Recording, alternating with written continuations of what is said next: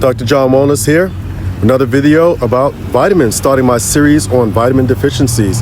Out getting some sun today to talk about vitamin D. Need to get that in. Most people with vitamin D deficiencies are asymptomatic. They don't even know they have it.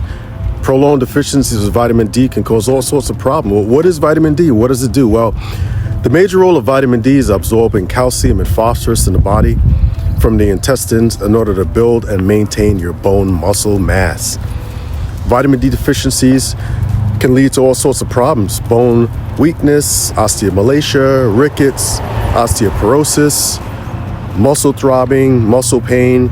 All those things can be implicated in having vitamin D deficiencies. Early fractures, easy fractures, you trip, you fall, you break something very quickly, you don't know why it happened. A lot of it can be vitamin D deficiencies.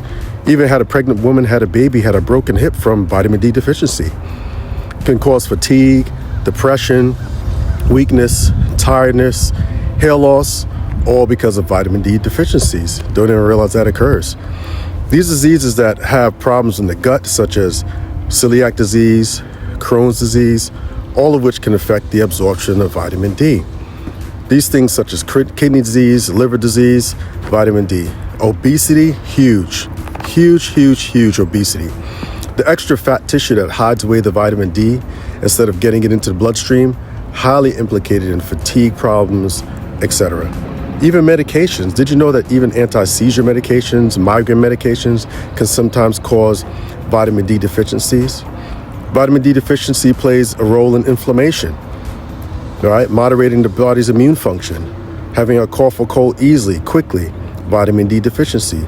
Autoimmune diseases, multiple sclerosis, rheumatoid arthritis, type 1 diabetes, type 2 diabetes, vitamin D deficiency, all implicated in those things.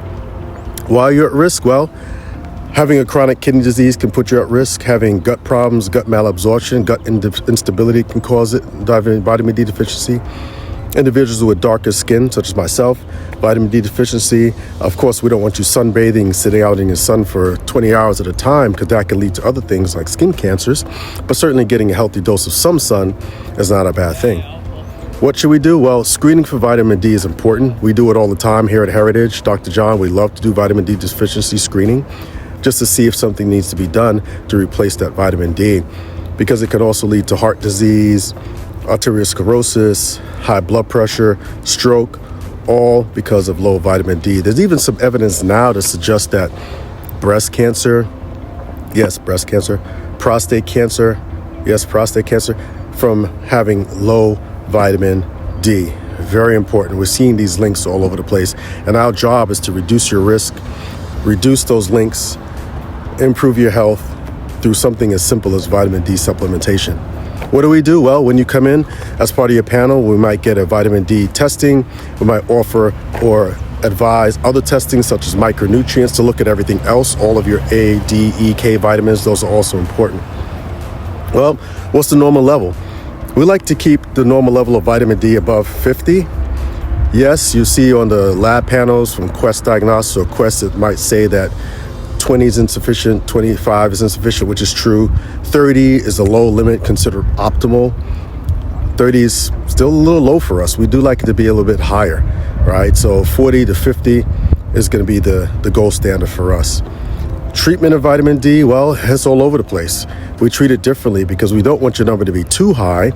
Too high of vitamin D can also lead to calcium excess, when calcium excess has its problems. So keeping it at a good level is important. Ways that we supplement, it's all over the place like I mentioned. Sometimes we give vitamin D shots at Heritage.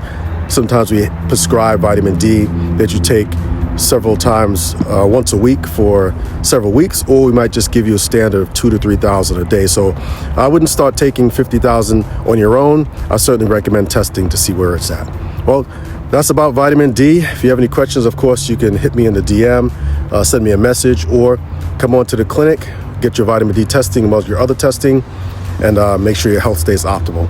That's my tidbit for today. Dr. John, signing out.